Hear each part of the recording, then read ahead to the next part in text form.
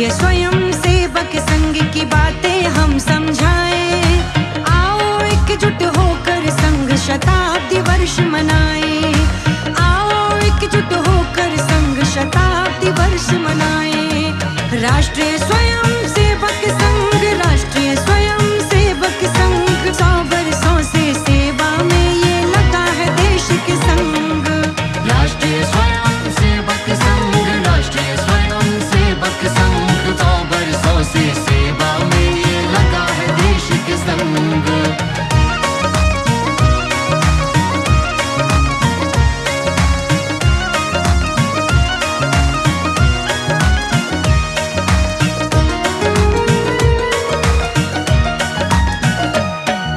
भारत विकसित राष्ट्र बने, संघ का यही है सपना। आगामी कुछ बरसों में ये सपना है सच करना।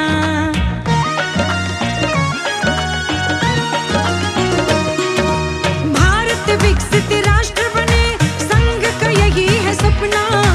आगामी कुछ बरसों में ये सपना है सच करना।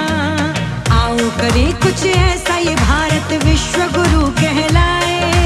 राष्ट्र हित की लेके भावना संघ से जुड़ते जाए।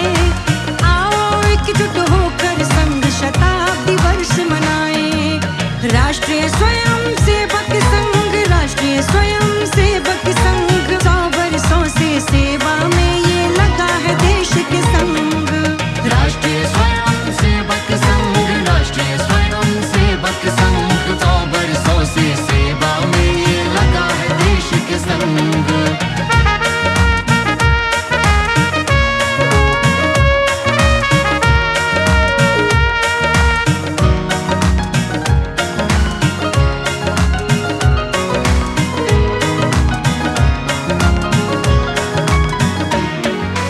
अंधविश्वासों का तमस मिटाए ज्ञान विज्ञान से।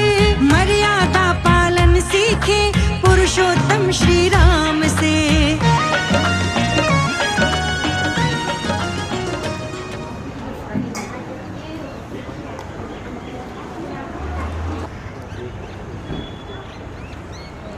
पंद्रह से 25 दो अग्रसर आएंगे। 2 अग्रसर आ जाएंगे और उससे ऊपर जो भी है 40 से अधिक जो भी संख्या है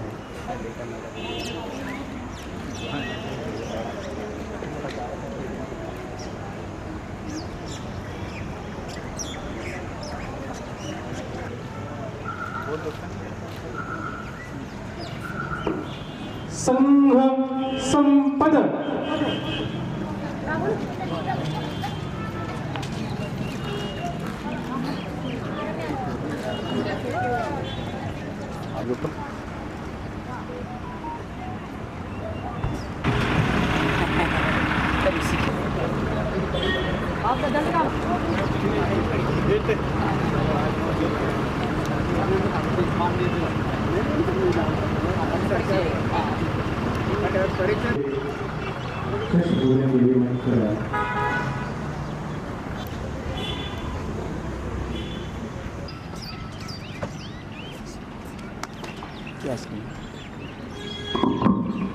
स्टील मार्क।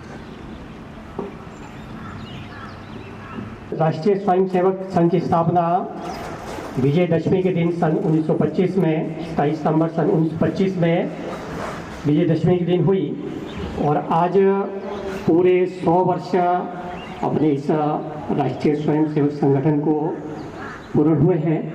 और आज का जो अपना कार्यक्रम विजयदशमी और शस्त्र पूजन कार्यक्रम, जिसमें हमारे मध्य आज के मुख्य अतिथि माननीय जिला संचालक और प्रांत प्रमुख शस्त्र पूजन करते हुए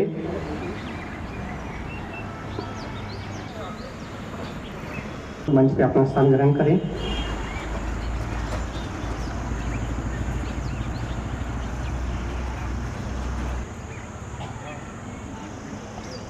संघ आगम।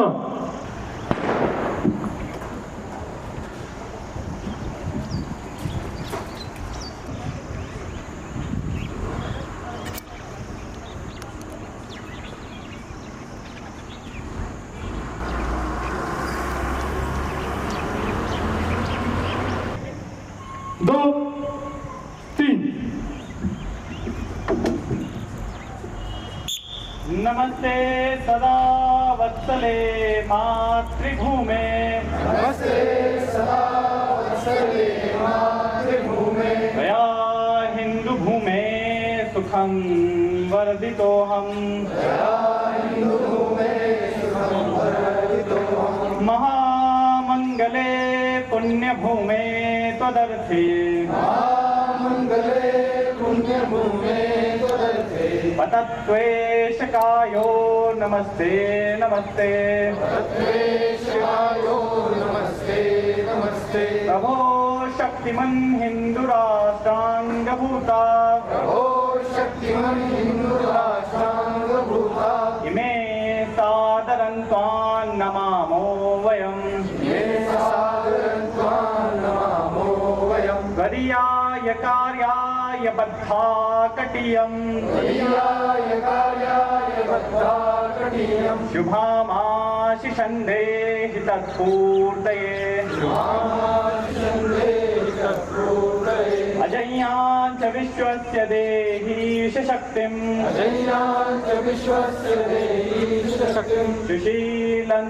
जगद्येन नम्रं भवेत्, शीलं जगत्येन नम्रं भवेत्, श्रुतं चैव यत्कण्टकाकीर्न मार्गम्, कृतं चैव यत्कण्टकाकीर्न मार्गं, स्वयं स्वीकृतं न सुगं कार्येत्, स्वयं स्वीकृतं न सुगं कार्ये, समुत्कर्षनिःश्रेयसस्यैकमुग्रम्, समुत्कर्षनिःश्रेयसस्यैकमुग्रं, परं साधनं नाम वीराव्रतम्, परं साधनं नाम वीराव्रतं, तदन्तः स्फुरत्वक्षया ध्येयनिष्ठा, तदन्तः सपुरत्वक्षराधेन निष्ठा, कृदन्तः प्रजागतु तीव्रानिशम्, इदन्तः प्रजागतु तीव्रानिशं, विजेत्री जनसंहताकारि शक्तिर्, विजेत्री जनसंहताकारि शक्तिर्, विधायास्य धर्मस्य संरक्षणम्,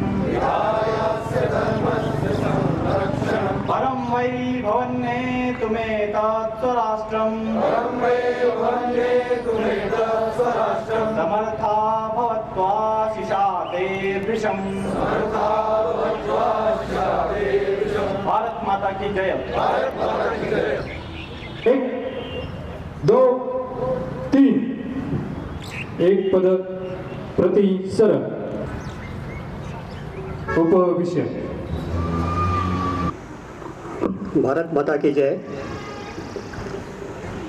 राष्ट्रीय स्वयंसेवक संघ के इस स्थापना दिवस के उपलक्ष्य में और 100 वर्ष पूर्ण होने के उपलक्ष्य में हमारे मध्य मंच पे विराजमान परिचय की दृष्टि से श्रीमान नरेंद्र ठाकुर जी, आप माननीय जिला संचालक कुल्लू जिला और आपका निवास स्थान छियाल। साथ में हमारे बिल्कुल बीच में श्रीमान शेर सिंह जी, आप एसएसबी से डीआईजी पद से सेवानिवृत्त हुए हैं और आपका जो कार्यकाल है एसएसबी में 34 वर्ष का आपका सेवा का कार्यकाल रहा, जिसमें विभिन्न प्रांतों में आपने अपनी सेवाएं दी, जिसमें जम्मू कश्मीर, उत्तर प्रदेश, बिहार, त्रिपुरा, हिमाचल प्रदेश और दिल्ली, ऐसे विभिन्न प्रांतों में आपका सेवा काल रहा। और अब आप सेवानिवृत्त हैं और आज के हमारे इस कार्यक्रम के मुख्य अतिथि ऐसा आप जो है आप इस कार्यक्रम में उपस्थित हैं। आपका इस कार्यक्रम में पधारने पर हार्दिक स्वागत है। साथ में हमारे मध्य है मेरे भाई और श्रीमान कृष्ण मोहन जी, आप प्रांत घोष प्रमुख, आप सरकारी सेवा में राष्ट्रीय वरिष्ठ माध्यमिक विद्यालय बजौरा में कार्यरत हैं और प्रांत घोष का आपके पास दायित्व है और आपका निवास स्थान रेडी। और साथ में हमारे मध्य इस कार्यक्रम में उपस्थित है श्रीमान रोहित जी, आप पीछे हमारे लास्ट में आप राष्ट्रीय स्वयंसेवक संघ अपना जो कुल्लू जिला है इसके आप जिला प्रचारक, इस आपके पास दायित्व है। तो आज की एक परिचय और है हमारे मध्य श्रीमान मोहन ठाकुर जी। आप जो अपना मंडी विभाग है, इस मंडी विभाग के आप विभाग कार्यवाह ऐसा आपके पास दायित्व है। तो आप सभी के इस कार्यक्रम में पधारने पर हार्दिक स्वागत। तो अभी मेरा निवेदन रहेगा कविता और अमृत वचन के बाद डीआईजी आज के मुख्य वक्ता श्री शेर सिंह जी से कि वो जो है हम सभी का इस विजयदशमी के और राष्ट्रीय स्वयं सेवक संघ के स्थापना दिवस और 100 वर्ष पूर्ण होने के उपलक्ष्य में हम सभी का मार्गदर्शन करें। जिला संघ चालक श्रीमान नरेंद्र ठाकुर जी, श्रीमान कृष्ण मोहन जी प्रांत घोष प्रमुख व मेरे सभी राष्ट्रीय स्वयं सेवक संघ के साथियों, भाइयों बहनों, सर्वप्रथम तो मैं आप सबको विजयदशमी और ये 100 साल पूरा होने पर राष्ट्रीय स्वयं सेवक ने जिस खूबी से ये अपने अतीत के 100 साल पूरे कर दिए हैं, बहुत कुछ उपलब्धियों के साथ राष्ट्रीय स्वयं सेवक ने लंबे अरसे में, लंबी यात्रा में, अलग अलग प्रांतों में, अलग अलग इलाकों में बहुत कुछ राष्ट्र सेवा में, राष्ट्र हित के कार्य में लगन से कार्य किया और बहुत सारी उपलब्धियां हासिल की। इसके लिए आप सबको बहुत बहुत बधाई।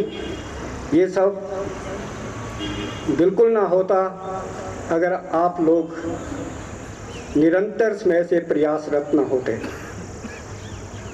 राष्ट्रीय स्वयं सेवक के बारे में आप सभी अच्छी तरह से जानते हैं। मैं तो अभी तक इसमें एक शिक्षार्थी ही हूँ, नया नया इस संस्था में आया हूँ। बहुत सारी चीज़ें मुझे नहीं मालूम हैं, आप लोग भली भांति जानते हैं। राष्ट्रीय स्वयं सेवक संघ कैसे बना, किन परिस्थितियों में बना, जो डॉक्टर हेडगेवार के प्रयासों से और विभिन्न राष्ट्र के बुद्धिजीवियों के प्रयासों से जो इस संघ की संगठन की जिम्मेदारी उन्होंने ली और इसे चलाया। सरसंघ चालक जो आज हुए हैं, आज के मोहन भागवत जी, और जो बाकी 5 सरसंघ चालक रहे, उन्होंने भी अलग अलग समय में अपना योगदान दिया। ये सब तभी संभव हुआ जब स्वयं सेवियों ने उनके साथ कंधे से कंधा मिलाकर कार्य किया। आज मैं यहाँ पर आप सब के सामने बातचीत करने के लिए आया हूँ। मुझे बहुत खुशी हुई है। कभी कभी मैं अपनी सर्विस के दौरान, जो अभी मेरा परिचय दिया गया, अलग अलग जगह पर रहा, 34 साल केंद्रीय सरकार में मेरी नियुक्ति हुई, सेवानिवृत्त होकर अपने घर में हूँ। इस लंबे अरसे के दौरान कभी कभी मुझे ये लगता है कि non government organisations private sector में भी बहुत हैं, खड़ी की जाती हैं, धीरे धीरे वो क्षीण हो जाती हैं, अपना अस्तित्व खो देती हैं।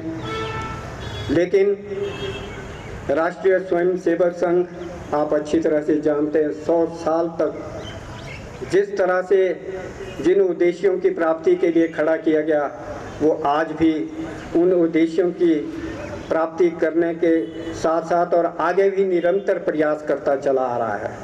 तो ये जो इस किस्म की एक मानसिक प्रवृत्ति, एक मानसिक दृढ़ता, रेजोल्यूटनेस जो संघ के निर्देशकों में और कार्यकर्ताओं में है, जो आपस में एक दूसरे के साथ मिलजुल कर कार्य करने की क्षमता है, ये बिल्कुल अनोखी है, अनुपम है। मुझे बहुत ही अच्छा लगा जब मुझे आपके इस कार्यक्रम में शामिल होने का मौका दिया गया, और मुझे पूर्ण विश्वास है आने वाले समय में आगे भी मैं आप लोगों के साथ इसी तरह से जुड़ता रहूँगा। हालांकि जिस संस्था से मैं आया हूँ या जिस डिपार्टमेंट से मैं रिटायर हुआ हूँ, उसमें भी आप जानते ही हैं स्वयंसेवियों की और स्वयं सेविकाओं का बहुत ज़्यादा महत्व था। लेकिन किसी कारणवश सरकार की नीतियों के अधीन उसमें परिवर्तन आया। स्वयंसेवी आज हमारी इस एसएसबी में जिस तरह से पहले कार्यरत थे उस तरह से नहीं है।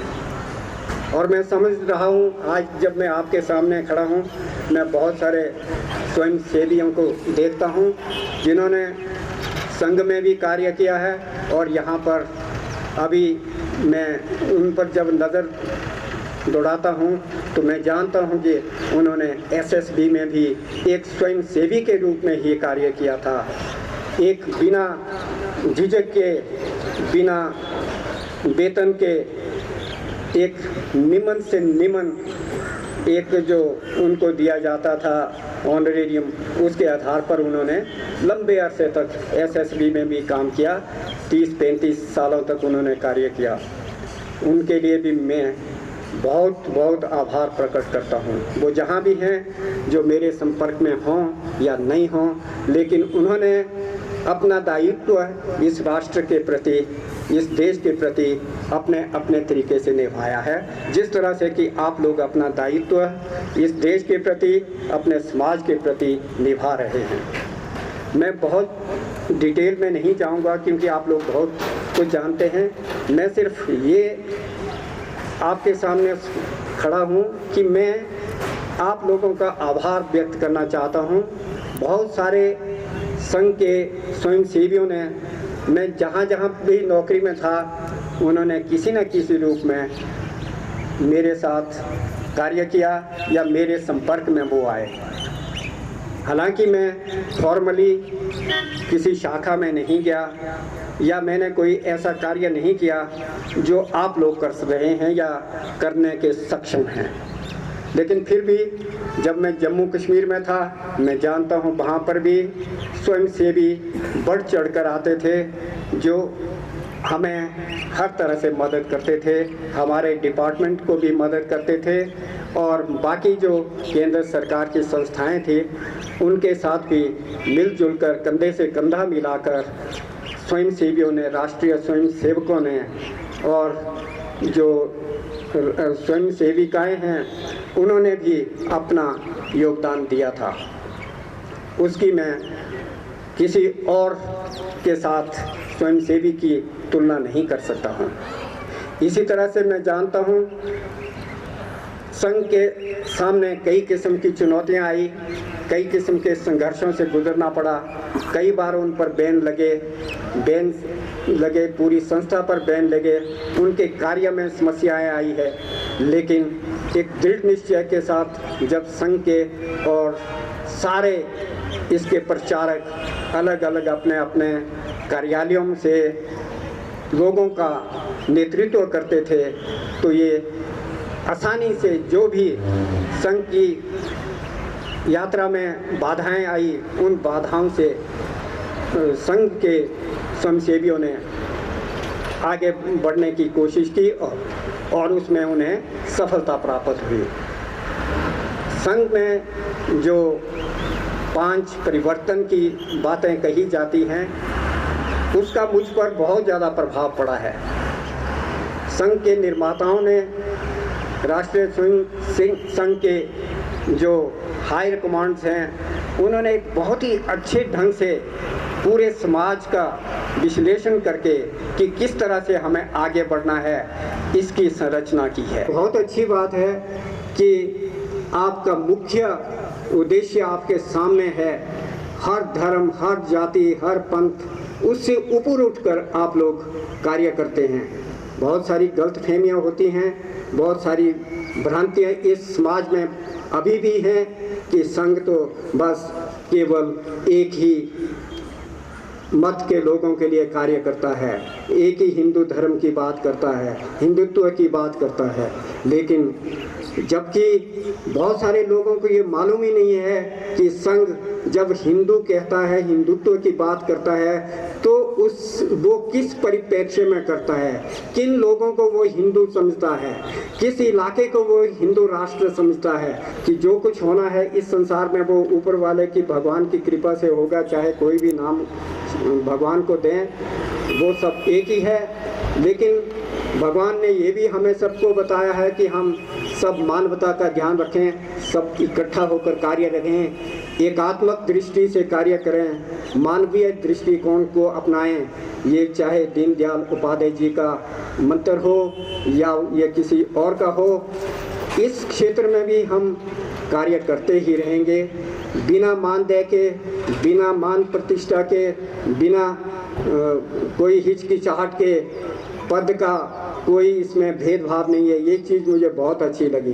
तभी मैं बता रहा था कि हमारी केंद्र सरकार में भी बहुत सारे लोग हैं जो क्या करते हैं कि अब जब पद पर होते हैं तो कुछ और ढंग से बात करते हैं, जब पद से अलग होते हैं तो कुछ और उनका रवैया हो जाता है। तो ये पद का जो ऊपर होना, नीचे होना, ये एक बहुत बड़ी समस्या है। वो अहंकार आ ही जाता है पद का। लेकिन मैंने देखा स्वयं सेवियों में कोई ऐसी चीज़ नहीं है, अहंकार नाम की कोई ऐसी चीज़ नहीं है। उनके सामने एक बिल्कुल स्पष्ट लक्ष्य है, भारतवर्ष को, इस हिंदुस्तान को, इस राष्ट्र को उन्नत करना, इसके हर व्यक्ति को एक ऐसी जगह पहुंचाना जो कि दुनिया में सबसे अच्छे श्रेष्ठ आदमियों में से हो। लेकिन जो आप में दृढ़ संकल्प करने की ताकत है, जो संकल्प लेकर आप आए हैं, वही सबसे बड़ी ताकत है, वही हिंदुस्तान के लिए, देश के लिए सबसे बड़ी ताकत है।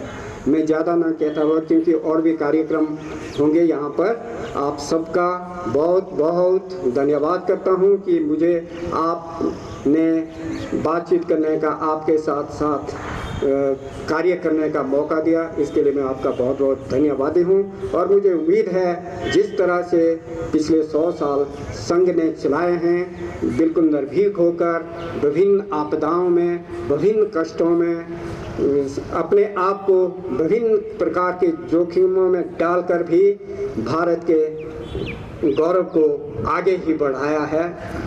अपने आप को पीछे रखकर देश को आगे ले जाने के लिए जो आपने प्रयास किया है, वो उसकी कोई तुलना किसी से नहीं की जा सकती है। उसके लिए आप सबको बधाई और उम्मीद है आगे भी आप इसी जोश से कार्य करते रहेंगे और अपने साथ अलग अलग इलाके के, अलग अलग गांव के, अलग अलग धर्मों के, पंथों के लोगों को शामिल करते हुए जो उनके मन में भ्रांतियां हैं संघ के प्रति, उन भ्रांतियों को दूर करेंगे और आगे बढ़ने का इसी तरह से प्रयास करते रहेंगे।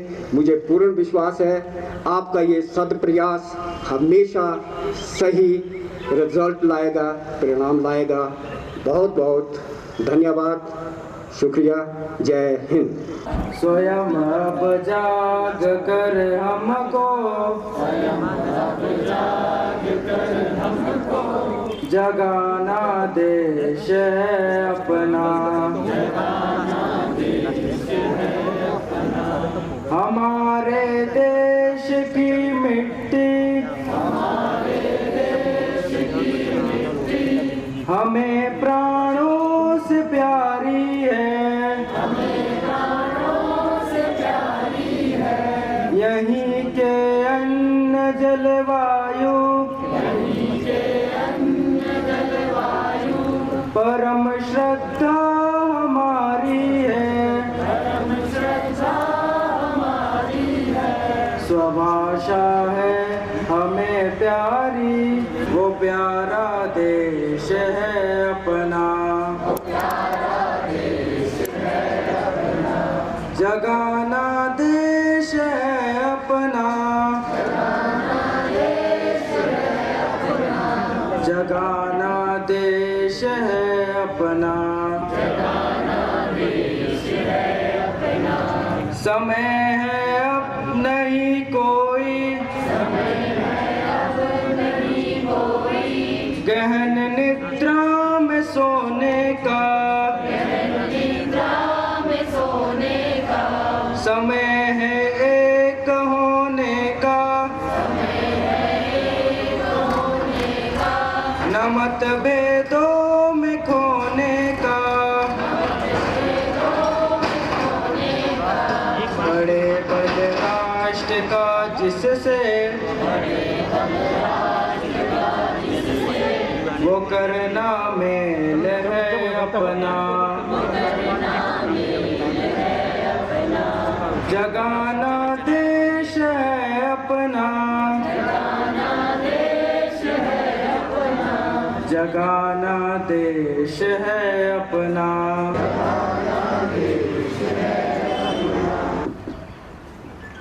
मेरा मुख्य वक्ता से निवेदन है कि सुभाषित अमृत वचन और गीत के पश्चात अपना उद्बोधन प्रस्तुत करें। सुभाषित त्रेतायां मंत्र शक्तिश्च ज्ञान शक्ति कृते युगे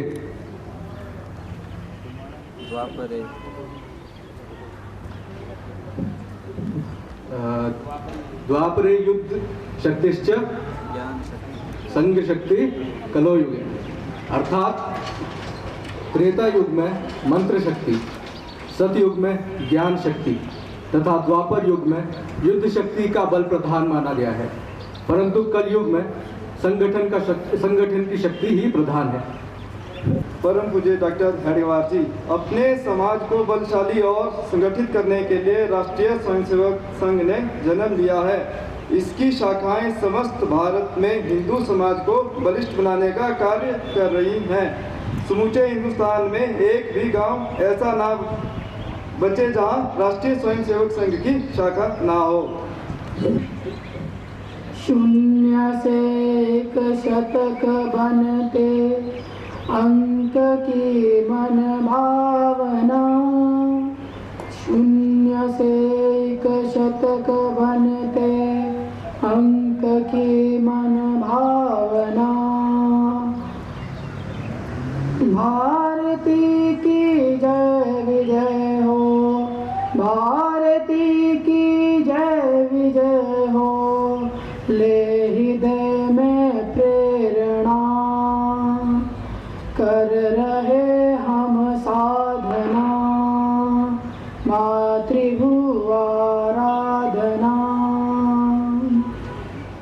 देव ने भी राम प्रभुवित लक्ष्य था ऐसा विचारा, देव ने भी राम प्रभुवित लक्ष्य था ऐसा विचारा। कंटकों के मार्ग चल कर, कंटकों के मार्ग चल कर राम ने रावण संहारा, ताकि निष्कंटक रहे, ताकि निष्कंटक रहे हर देव ऋषि की साधना, कर रहे हम साधना, मातृभुवाराधना। राष्ट्रहित एक ऋषि ने देह को दीपक बनाया, राष्ट्रहित एक ऋषि ने देह को दीपक बनाया। स्वयं को तिल तिल जलाकर अनेक दीपों को जलाया, मातृभुवाराधना। माननीय जिला संचालक नरेंद्र ठाकुर जी, आज के इस कार्यक्रम के मुख्य अतिथि शेर सिंह जी, विभाग कार्यवाह जी, अन्य वरिष्ठ कार्यकर्तागण, स्वयंसेवक बंधुओं तथा इस कार्यक्रम में उपस्थित माताएं, बहनें, सज्जन वृंद, आज हम सब विजयादशमी के कार्यक्रम के निमित्त यहाँ एकत्र हुए हैं। वैसे तो विजयादशमी का जो अपना उत्सव इस बार 2 अक्टूबर को था, लेकिन जैसी योजना बनी कि आज के दिन हम अपने खंड का विजयादशमी उत्सव मनाएंगे, इसलिए हम सभी आज इस स्थान पे एकत्र हुए हैं।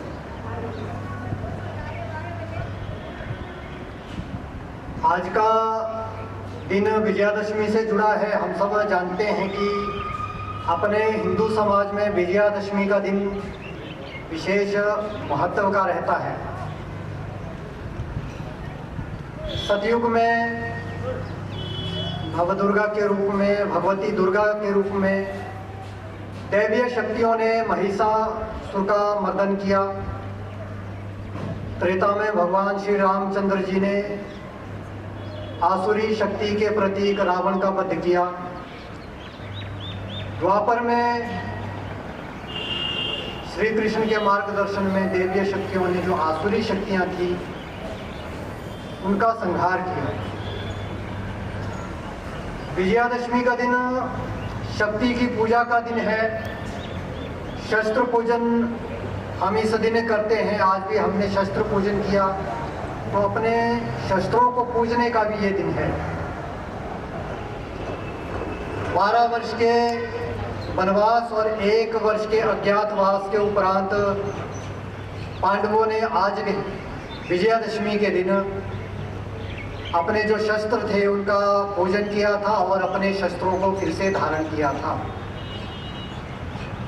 डॉक्टर केशव बलिराम हेडगेवार जी जो संघ के संस्थापक हुए, उनका मानना था कि अपना देश, अपनी संस्कृति, अपना धर्म कितना भी श्रेष्ठ क्यों ना हो, लेकिन अगर उसको संगठित रखने के लिए, उसको सुरक्षित रखने के लिए अपने पास शक्ति ना हो तो दुनिया उसका आदर नहीं करेगी। हमारे ऊपर जितने भी आक्रमण हुए उनका एक ही कारण था कि हम संगठित नहीं थे या वो शक्ति हमारे पास नहीं थी। वो शक्ति फिर से खड़ी करनी है तो समाज को खड़ा करना पड़ेगा। वो समाज को खड़ा करने के लिए डॉक्टर साहब ने 1925 में विजयादशमी के दिन अपने कुछ मित्र परिचित उनको अपने निवास पर बुलाया, उनके साथ बैठक की और सबसे चर्चा की कि आज से हम एक संगठन शुरू कर रहे हैं। हम सब जानते हैं कि डॉक्टर साहब जन्मजात देशभक्त थे। कुछ लोगों के बारे में कहा जाता है कि किसी घटनावश, किसी कारणवश उनके मन में देशभक्ति की भावना जागृत होती है। ऐसे अनेकों उदाहरण हमने समाज में देखे हैं। किसी के साथ दुर्व्यवहार हुआ, किसी के साथ अपमान हुआ, अन्याय हुआ तो उसके मन में भावना जागी कि अपने लिए, अपने देश के लिए कुछ करना चाहिए। लेकिन डॉक्टर साहब के बारे में हम पढ़ते हैं, सुनते हैं, हमने सुना है कि डॉक्टर साहब जन्मजात देशभक्त थे। जब छोटे से बालक थे तो उसी समय से देशभक्ति की भावना या वैसे कार्य करना उदाहरण हमने सुने हैं। चाहे वो मिठाई फेंकने का उदाहरण हो, चाहे वो अंग्रेज अधिकारी का वंदे मातरम से स्वागत करने का उदाहरण हो, चाहे किले पे लगे यूनियन जैक को उतारने का घटना हो या उसको उतारने का प्रयास करने की जो घटना उनके बाल्यकाल में हम देखते हैं, तो उससे हमें पता चलता है कि जो डॉक्टर साहब थे वो जन्मजात देशभक्त थे। उनको देशभक्ति ऐसे नहीं आई कि उनके साथ कोई घटना घटी, तो बाल्यकाल से ही देशभक्ति, और वो देशभक्ति उनके जीवन में उनके बढ़ती गई। पढ़ाई करने के उपरांत जब आगे की पढ़ाई के लिए कलकत्ता गए, डॉक्टरी की पढ़ाई की, तो चाहते तो डॉक्टरी की पढ़ाई मुंबई जाके भी कर सकते थे। नागपुर से मुंबई नज़दीक था, वहाँ की भाषा उनके लिए अनुकूल थी, वहाँ का वातावरण उनके लिए अनुकूल था। लेकिन डॉक्टर साहब ने डॉक्टरी की पढ़ाई करने के लिए कलकत्ता चुना। उसका कारण था कि जो कलकत्ता था वो क्रांतिकारियों का उस समय गढ़ हुआ करता था। जितनी भी क्रांतिकारी गतिविधियां देश को स्वतंत्र करवाने के लिए चलती थी उसका केंद्र कलकत्ता था। देशभक्ति की भावना तो थी ही डॉक्टर साहब में। अब लगा कि अब बड़ा हो गया हूँ, क्रांति का रास्ता अपनाना चाहिए, तो क्रांतिकारियों के साथ मिलकर काम करना है, देश को आज़ाद करवाना है। तो उसके लिए वो कलकत्ता पढ़ाई करने के लिए गए। कलकत्ता में जाकर डॉक्टरी की पढ़ाई भी की, उसके साथ क्रांतिकारियों के साथ काम भी किया। भूमिगत रहकर क्रांतिकारियों की योजनाओं को समझा, उनका प्रशिक्षण लिया, हथियार चलाना सीखा। बाहर से जो क्रांतिकारी कलकत्ता आते थे, उनके रहने की व्यवस्था, वो कहाँ रुकेंगे, कहाँ रहेंगे, उनकी सूचना अंग्रेजी शासन को ना लगे, उसकी पूरी व्यवस्था वो देखने का, उसमें सहयोग करने का काम डॉक्टर साहब का रहता था। क्रांतिकारियों के साथ काम करते करते डॉक्टरी की पढ़ाई भी की। डॉक्टरी की पढ़ाई पूरी की तो जो स्कूल के कॉलेज के प्रधानाचार्य थे, उन्होंने उनको अपने पास बुलाया और उनको कहा कि आपके लिए बहुत एक अच्छा अवसर है। बर्मा के जो राजा हैं, उनका पत्र आया है, उन्होंने निवेदन किया है कि आपके पास कोई अच्छे डॉक्टर हैं तो उनको हमारे देश में भेजिए। यहाँ हमारे पास आवश्यकता है अच्छे डॉक्टरों की, तो हम उनके रहने की, वेतन की सब व्यवस्था करेंगे। तो ऐसा प्रस्ताव जब प्रधानाचार्य जी ने डॉक्टर साहब के सामने रखा तो डॉक्टर साहब ने मना कर दिया। उन्होंने कहा कि मेरे जीवन का उद्देश्य डॉक्टरी करना नहीं है, मेरे जीवन का उद्देश्य भारत में रहकर, भारत में जो, या भारत के जो समाज के जो रोग लगा है उसका उपचार करना मेरा उद्देश्य है। भारत को संगठित करना ये मेरा उद्देश्य है, देश को स्वतंत्र करवाना ये मेरा उद्देश्य है। तो पढ़ाई के उपरांत वो नागपुर वापस आते हैं। नागपुर वापस आने के उपरांत लोकमान्य तिलक जी से वो प्रभावित थे, उनके साथ आज़ादी के आंदोलनों में भाग लेना शुरू करते हैं और धीरे धीरे उस समय जो कांग्रेस देश की स्वतंत्रता के लिए प्रयास कर रही थी, आंदोलन चला रही थी, उसमें वो सहभागी होना प्रारंभ करते हैं और पूरा समय और वो कांग्रेस में शामिल होकर देश की आज़ादी के लिए कार्य करना शुरू करते हैं। आज हमारे विरोधी किसी भ्रमवश, किसी गलत भावना से हम पर आरोप लगाते हैं कि संघ का कोई देश की आज़ादी में कोई योगदान नहीं रहा। वो अपने स्वार्थों को पूरा करने के लिए या किसी गलती से या किसी कम जानकारी के अभाव में ऐसा कहते हैं। लेकिन हम देखते हैं कि जो डॉक्टर साहब का एक जो जीवन था, वो बचपन से लेकर बाद में भी, वो जब कांग्रेस में शामिल हुए तो उस समय जो मध्य भारत प्रांत हुआ करता था, उस मध्य भारत प्रांत के उनके पास एक अच्छा पद या दायित्व उनके पास कांग्रेस का था। कांग्रेस के अधिवेशन वहाँ जब होते थे, उनकी व्यवस्था करना, सब प्रकार की व्यवस्थाएं करना, लोगों को आंदोलनों से जोड़ना, ये काम डॉक्टर साहब उस समय किया करते थे। ये काम डॉक्टर साहब कर रहे थे। तो इसके साथ साथ में डॉक्टर साहब का चिंतन ये भी चल रहा था कि जो अपना देश है वो कभी श्रेष्ठ हुआ करता था। भारत को सोने की चिड़िया कहा जाता था, भारत विश्व गुरु था। दुनिया के लोग भारत में ज्ञान ग्रहण करने के लिए आते थे। अपने यहाँ पे नालंदा, तक्षशिला, इस प्रकार के विश्वविद्यालय थे। तो भारत दुनिया को ज्ञान देने का काम करता था। लेकिन आज भारत की स्थिति क्या है? आज भारत गुलामी की बेड़ियों में जकड़ा हुआ है। तो इसका कारण क्या है? तो जब ये चिंतन डॉक्टर साहब कर रहे थे तो उनके ध्यान में आता है कि भारत में कभी वीरों की कमी नहीं रही। भारत माता ने अनेकों वीरों को समय समय पर पैदा किया और जिन्होंने अपने सुख सुविधाओं को छोड़कर समाज के लिए काम किया। ऐसे अनेकों वीर हम सबके ध्यान में हैं। अगर उनका जिक्र करने लगेंगे तो कई दिन उनको बताने में लग जाएंगे। तो संघ का उद्देश्य भारत के समाज को ऐसा खड़ा करना है जिससे भारत की ओर आज दुनिया देख रही है। आज हम देखते हैं कि दुनिया में संघर्ष चल रहा है। अनेकों देश आपस में लड़ रहे हैं। वहाँ पर आज क्या स्थिति है हम सब देखते हैं, सुनते हैं, समझ रहे हैं। लेकिन उसका इलाज क्या है, उसको ठीक कैसे किया जा सकता है, इसका उत्तर किसी के पास नहीं।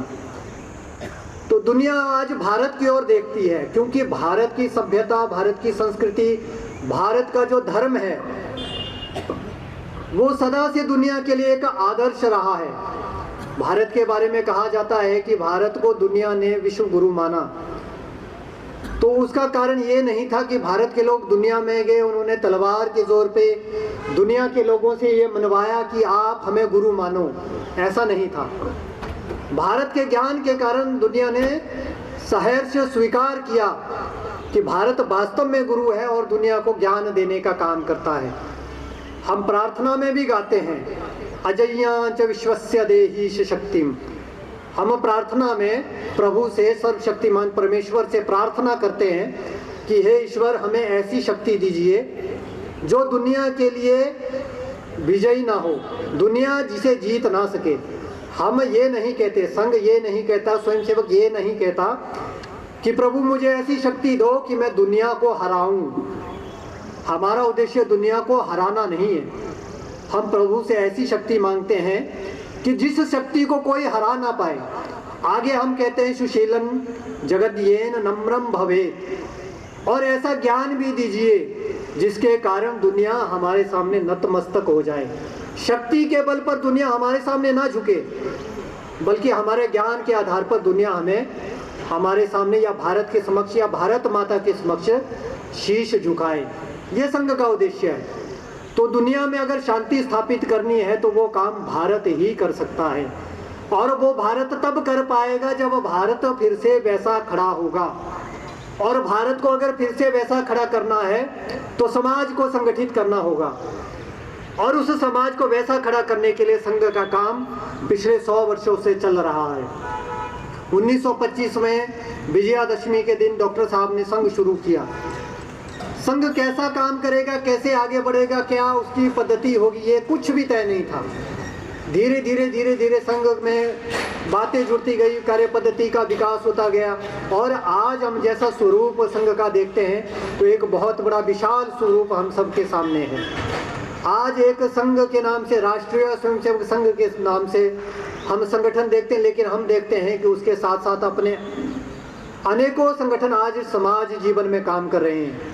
समाज जीवन का ऐसा कोई भी क्षेत्र नहीं है जहां लगता है कि समाज के बीच में, समाज के शोषित वंचित लोगों के बीच में काम करना चाहिए, काम होना चाहिए।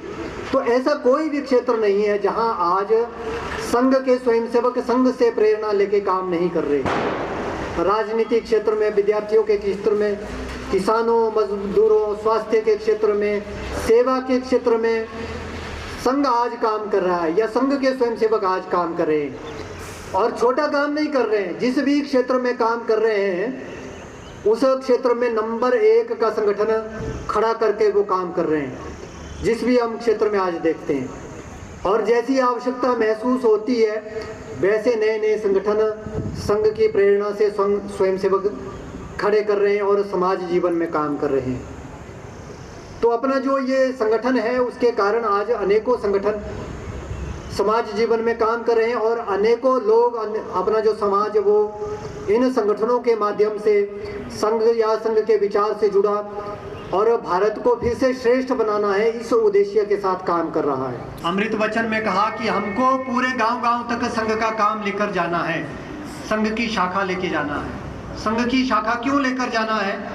जैसा व्यक्ति हमें देश समाज के लिए चाहिए वैसा व्यक्ति तैयार करने की जो अपनी फैक्ट्री है, जिसको हम संघ की शाखा कहते हैं, जिसके द्वारा ऐसे व्यक्ति ऐसे निस्वार्थ भाव से समाज सेवा के लिए तत्पर खड़े होने वाले काम जो करते हैं, ऐसे स्वयंसेवक उस शाखा के माध्यम से खड़े होते हैं। शाखा में जब वो व्यक्ति जाता है तो धीरे धीरे वहाँ के जब कार्यक्रम करने लगता है तो धीरे धीरे उसमें वो गुण धीरे धीरे विकसित होते जाते हैं,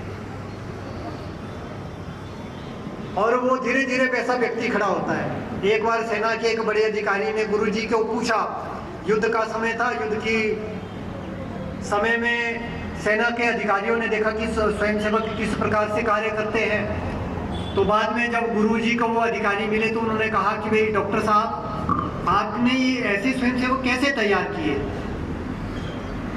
तो गुरुजी को कहा कि आपने ऐसे स्वयंसेवक कैसे तैयार किए? तो गुरुजी ने कहा कि हम इनको कबड्डी खिलाते हैं, और कबड्डी खिला के हमने ऐसे स्वयंसेवक तैयार किए। तो हम देखते हैं कि शाखाओं में हम अनेक प्रकार के कार्यक्रम करते हैं, कबड्डी भी खेलते हैं, खेल खेलते हैं, अनेकों खेल खेलते हैं। हिंदू राष्ट्र है तो उस सभा में डॉक्टर साहब भी उपस्थित थे, तो डॉक्टर साहब खड़े होते हैं और जोर से उद्घोष लगाते हैं कि मैं डॉक्टर केशव बलिराम हेडगेवार ये कहता हूं कि भारत हिंदू राष्ट्र है।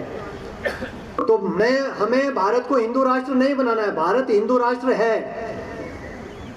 जब से भारत है तब से वो हिंदू राष्ट्र ही है और आगे भी रहेगा, लेकिन उसका जो वैभव जैसा होना चाहिए, जैसा था, उसको फिर से हमें प्राप्त करना है। उसके लिए संघ का काम चल रहा है और पिछले 100 वर्षों से हम इसके लिए काम कर रहे हैं। अपना ये जो शताब्दी वर्ष है, हम हर साल अपने कार्य का आकलन करते हैं, कहाँ तक अपना काम पहुँचा है, आगे किस प्रकार से काम करना है, उसका हर वर्ष हम आकलन करते हैं और आगे की योजनाएं बनाते हैं। तो पिछले कुछ वर्षों से संघ का शताब्दी वर्ष आने वाला है, तो उसकी तैयारियां हम पिछले कुछ समय से कर रहे हैं। और शताब्दी वर्ष कैसा हमको करना है, किस प्रकार से हमको शताब्दी वर्ष मनाना है, उसका हमने पिछले समय में विचार किया। और उसके अब क्या कार्यक्रम, उसका क्या स्वरूप रहने वाला है, वो हम सब जानते हैं, या उसका थोड़ा सा जिक्र मैं आपके सामने रखना चाहूँगा। समाज में अपेक्षित परिवर्तन लाना है तो उसके 5 विषय हमने तय किए हैं। तो उसमें एक विषय है परिवार प्रबोधन, या जिसको हम कहते हैं कुटुंब प्रबोधन। हम सब जानते हैं कि भारत में परिवार व्यवस्था सदियों से रही है, और भारत की परिवार व्यवस्था को दुनिया के देश भी मानते हैं कि अगर किसी देश की परिवार व्यवस्था अगर श्रेष्ठ है तो वो भारत है, और भारत के लोगों की जो परिवार व्यवस्था है वो सबसे श्रेष्ठ है। हमारे यहाँ पे सब मिलजुल कर रहते थे, पूरा परिवार एक साथ मिलजुल कर सामूहिक रूप से रहता है, और सब एक दूसरे की चिंता करते हैं, छोटे बड़ों की सबकी चिंता परिवार में रहकर होती है।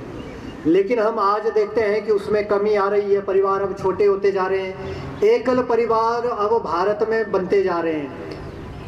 जो दुनिया में होता था आज वो हम देख रहे हैं कि भारत में भी वो प्रणाली आज चल पड़ी है।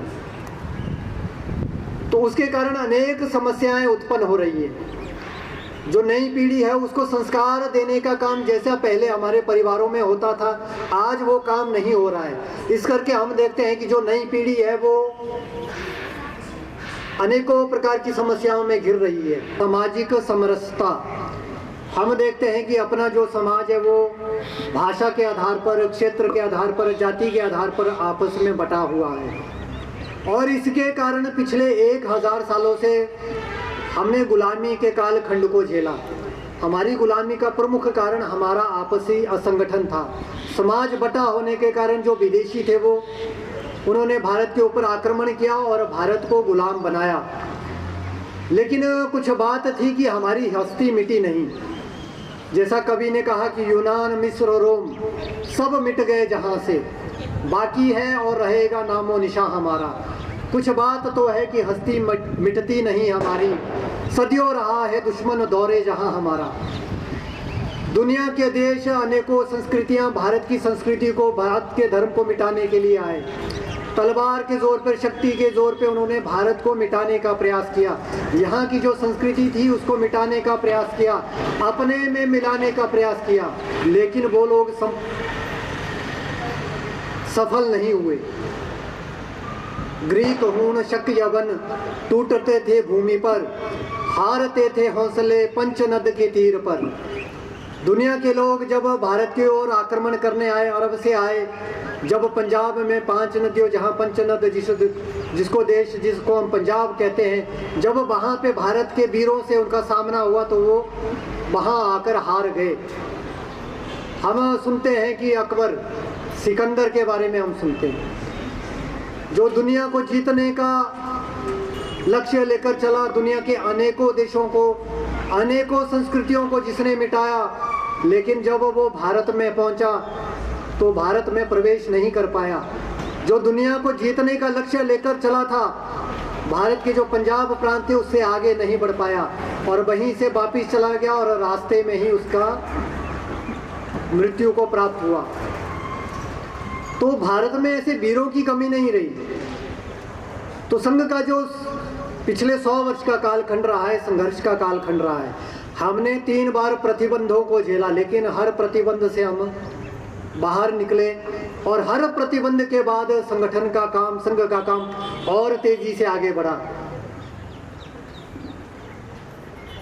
सामाजिक समरसता आज समाज की आवश्यकता है। भारत को अगर फिर से हमने खड़ा करना है तो जो अपना जो समाज अनेकों भेदों में बटा हुआ है उसको संगठित करना, और जब तक हम उसको संगठित नहीं करेंगे, सामाजिक समरसता पे काम नहीं करेंगे, तब तक हम सब वर्गों तक संघ का काम नहीं पहुंचा पाएंगे। पर्यावरण, आज हम देखते हैं कि पर्यावरण के कारण अनेकों समस्याएं हम सबको झेलनी पड़ रही हैं। पिछले दिनों में भी हमने देखा पर्यावरण के कारण समाज का बहुत सा नुकसान हुआ, अनेकों समाज के बंधु उसके कारण पीड़ित हुए, बहुत से बंधुओं को अपने जान गंवानी पड़ी। ऐसी अनेकों समस्याएं आज पर्यावरण के कारण उत्पन्न हो रही है, लेकिन उसका कारण भी व्यक्ति ही है। अपनी संस्कृति, अपनी भाषा, अपनी भूषा, अपना भजन, अपना भ्रमण, ये सब स्वदेशी होना चाहिए, अपने देश का होना चाहिए। दुनिया के लोग आज भारत की ओर देख रहे हैं, भारतीय संस्कृति को अपना रहे हैं, और भारत के लोग अपनी संस्कृति को छोड़कर पाश्चात्य जगत का अनुकरण कर रहे हैं। ये आज हम समाज जीवन में देखते हैं। तो ये उल्टी धारा चल पड़ी है कि दुनिया भारत की ओर आ रही है, भारतीय संस्कृति की ओर आ रही है, और भारत के लोग पश्चिम की ओर बढ़ रहे हैं। और जिस गति से अपना जो समाज आगे आज बढ़ रहा है, तो ऐसा कई बार देखने में लगता है कि कैसे होगा। जिस प्रकार की आज समाज की गति हम देखते हैं, सरसंघ चालक जी ने भी कहा कि जिस गति से समाज बढ़ रहा है उसको एकदम से तो हम वापिस नहीं मोड़ सकते उस गति को, लेकिन उसको एक लंबा रास्ता तय करके हमको फिर से इस रास्ते पे आना है। और जब तक हम इसके ऊपर काम नहीं करेंगे, इसके ऊपर इस दिशा में हम आगे नहीं बढ़ेंगे, तब तक भारत वैसा खड़ा नहीं हो पाएगा, और जो भारत का दुनिया में योगदान रहने वाला वो उसका हम प्राप्त नहीं कर पाएंगे। और जो 5वां अपना विषय है नागरिक कर्तव्य। हम सब संघ के स्वयंसेवक है। संघ में व्यक्ति निर्माण की हम बात करते हैं। व्यक्ति निर्माण मतलब एक ऐसा व्यक्ति जो अपने स्वार्थ को त्याग कर समाज जीवन के लिए काम करता है। समाज जीवन को चलाने के लिए कुछ बातें तय होती हैं, कुछ नियम बनते हैं, कुछ कानून बनते हैं, उनका पालन करना आवश्यक रहता है। आज हम देखते हैं कि समाज में इसकी भी कमी दिखती है। जहाँ लगता है कि मुझे कोई देख रहा है, वहाँ मैं अनुशासन का पालन करता हूँ। जहाँ लगता है कि मुझे कोई नहीं देख रहा, मेरे ऊपर किसी की नज़र नहीं है, तो मैं वहाँ पे अनुशासन को, नियमों को ताक पर रखकर कार्य करता हूँ। समाज में ऐसा हम सबको दिखता है। तो एक स्व अनुशासन समाज जीवन में खड़ा होना चाहिए। व्यक्ति में स्व अनुशासन वो भावना विकसित होनी चाहिए, वो उसमें आना चाहिए, या उसका व्यवहार उस प्रकार का होना चाहिए कि ये मेरा दायित्व है कि नियमों का पालन मैं ठीक से करूंगा, चाहे मुझे कोई कहे ना कहे, लेकिन मेरी जिम्मेवारी है कि जो नियम है उसका मैं पालन करूंगा। इसलिए हम समाज जीवन में देखते हैं संघ ने अनेकों आंदोलन किए हैं और समय समय पर हम अनेकों आंदोलन करते भी हैं, लेकिन कभी ऐसा नहीं हुआ कि संघ के स्वयंसेवकों ने सार्वजनिक संपत्ति को नुकसान पहुंचाया हो या कोई ऐसा कार्य किया हो जिसके कारण समाज का नुकसान हुआ हो। तो शताब्दी वर्ष में अपने कुछ कार्यक्रम भी हम रहने वाले, मनाने वाले, करने वाले हैं। उन सब में हम सब की भूमिका रहने वाली है। हम सबको मिलकर वो कार्य पूरे करने हैं। तो अपना जो शताब्दी वर्ष है वो विजयादशमी से शुरू हो रहा है। खंड नगर स्तर तक, देश भर में मंडलों तक विजयादशमी के कार्यक्रम हम कर रहे हैं। इसके उपरांत जो अपना आगे का शताब्दी वर्ष का जो प्रमुख कार्यक्रम है वो व्यापक गृह संपर्क है। प्रत्येक घर तक संघ के स्वयंसेवक जाएंगे। संघ की बात प्रत्येक परिवार में जाकर रखेंगे। संघ की जानकारी प्रत्येक घर तक पहुंचाएंगे। और संघ क्या कर रहा है, क्या संघ ने किया, वो सब विषय हम उन तक, परिवारों तक पहुंचाएंगे। पूर्व में भी हमने पिछले 2-3 वर्षों में भी ऐसे कार्यक्रम हमने किए। राम जन्मभूमि का विषय आया, निधि संग्रह का विषय आया, तो उस समय भी हम पूरे देश में घर घर तक गए। और ऐसा ही एक अभियान आगे नवंबर मास में हम लेने वाले हैं, व्यापक गृह संपर्क, ऐसा नवंबर मास में अपना एक अभियान चलने वाला है। हिंदू के नाते क्या विषय, क्या हमें करना चाहिए, क्या समाज की आवश्यकता है, उस सब का विचार करेंगे। ऐसा हिंदू सम्मेलन के कार्यक्रम आगे मंडल स्तर पर हम करेंगे। वो गृह संपर्क के बाद जब नवंबर दिसंबर का जो कालखंड आएगा उस समय हम करेंगे। उसके बाद सामाजिक सद्भाव की बैठकें, अपने समाज में अनेकों संस्थाएं काम करती है, हर क्षेत्र में सामाजिक संस्थाएं या समाज के लोग कार्य करते हैं, उन सबको एकत्र करके उनको सामंजस्य बिठाकर समाज को जो दिशा में, सही दिशा में चलाना है, सबको साथ लेकर काम करना है। तो सामाजिक सद्भाव ऐसी बैठकें होनी है। और अंत में जब शताब्दी वर्ष का समापन आएगा, जो अगले साल की विजयादशमी आएगी, उस समय 15 दिन के 1 महीने के कालखंड में अधिकतम शाखाएं, सभी स्वयंसेवक शाखाओं में जाएंगे। अधिकतम स्थानों पे हम शाखाएं चलाने का प्रयास करेंगे। इस वर्ष भर के कार्यक्रमों में हम सब स्वयंसेवकों को लगना है। जो स्वयंसेवक आज किसी कारण से नहीं आ पाए उनको भी सक्रिय करना है। जो निराश हताश होकर बैठे हैं उन सबको सक्रिय करना है।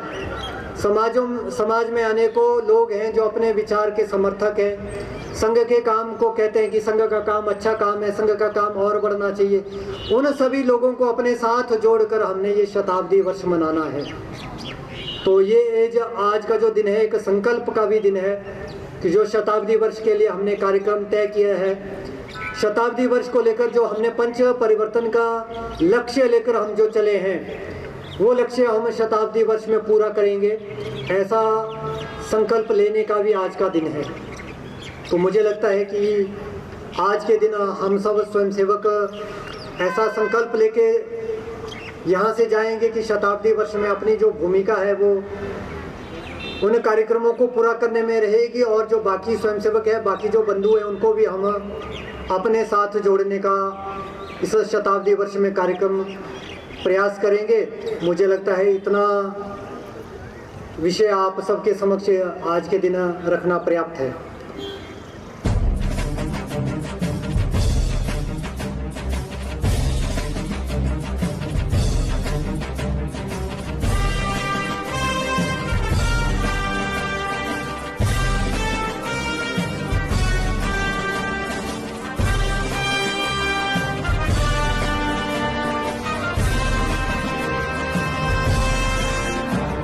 संगठन गढ़े चलो, सुपंथ पर बढ़े चलो, भला हो जिसमें देश का वो काम सब किए चलो। संगठन गढ़े चलो, सुपंथ पर बढ़े चलो, भला हो जिसमें देश का वो काम सब किए चलो।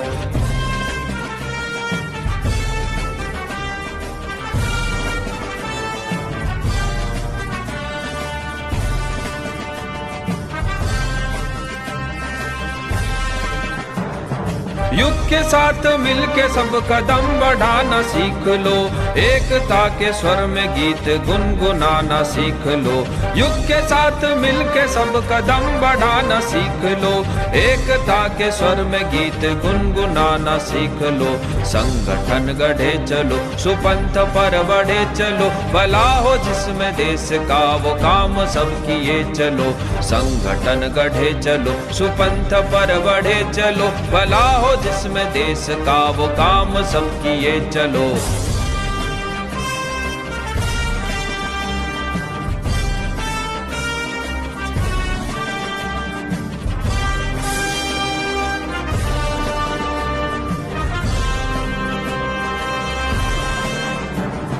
भूल कर भी मुख में जाति पंथ की न बात हो, भाषा प्रांत के लिए कभी न रक्तपात हो, भूल कर भी मुख में जाति पंथ की न बात हो। भाषा प्रांत के लिए कभी न रक्तपात हो, संगठन गढ़े चलो सुपंथ पर बढ़े चलो, भला हो जिसमें देश का वो काम सब किए चलो। संगठन गढ़े चलो सुपंथ पर बढ़े चलो, भला हो जिसमें देश का वो काम सब किए चलो।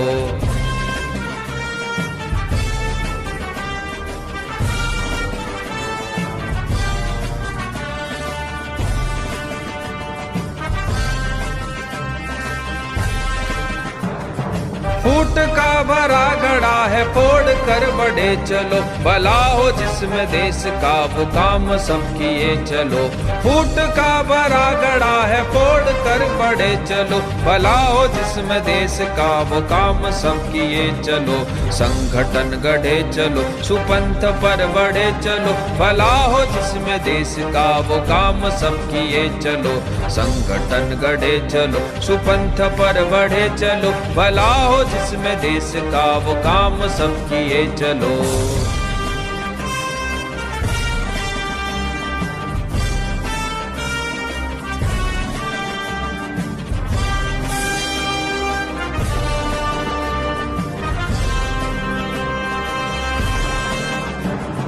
आ रही है आज चारों ओर से यही पुकार, हम करेंगे त्याग मातृभूमि के लिए अपार। आ रही है आज चारों ओर से यही पुकार, हम करेंगे त्याग मातृभूमि के लिए अपार। संगठन गढ़े चलो सुपंथ पर बढ़े चलो, भला हो जिसमें देश का वो काम सब किए चलो।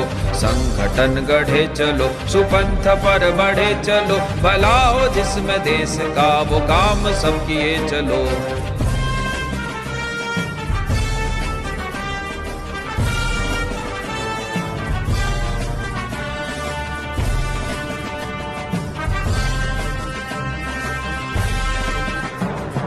कष्ट जो मिलेंगे मुस्कुरा के सब सहेंगे हम, देश के लिए सदा जिएंगे और मरेंगे हम।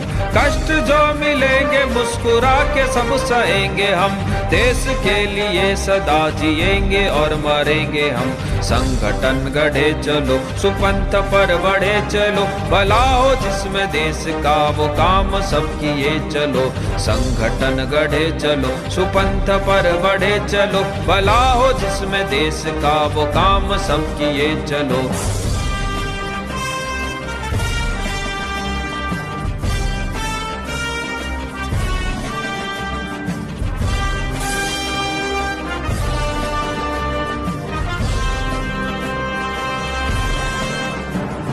देश का ही भाग्य अपना भाग्य है ये सोच लो, भला हो जिसमें देश का वो काम सब किए चलो।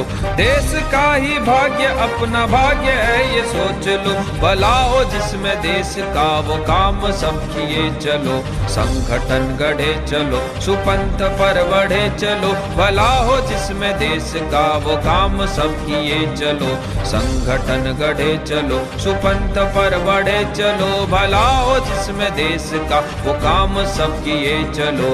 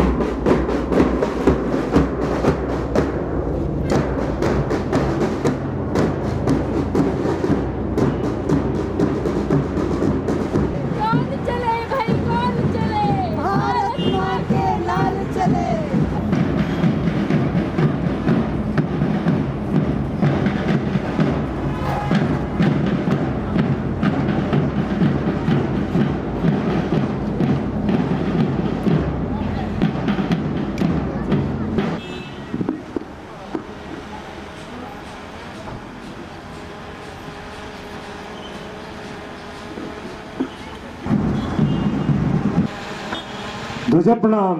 1 2 3।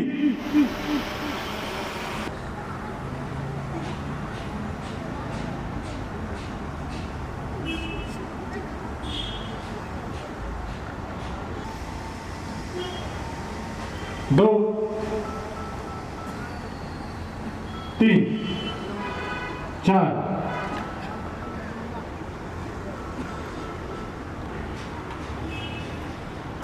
बामा मृदक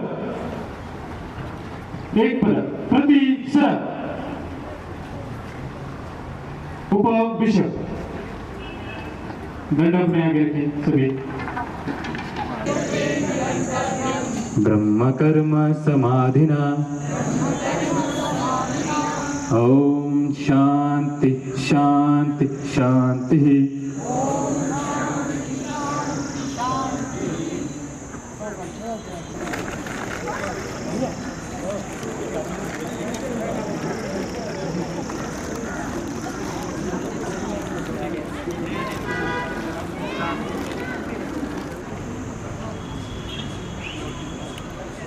我有五条印子。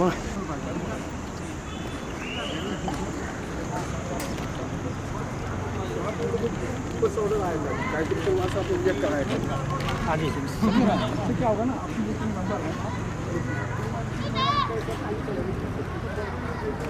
你来个都不能让你。